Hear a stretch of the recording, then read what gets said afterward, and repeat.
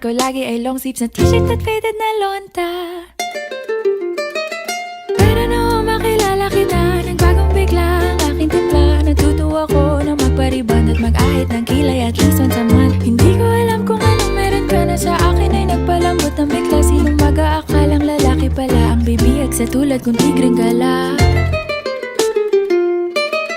Kahit ako'y titibo-tibo, puso ko ay titibok-tibok pa rin sa'yo.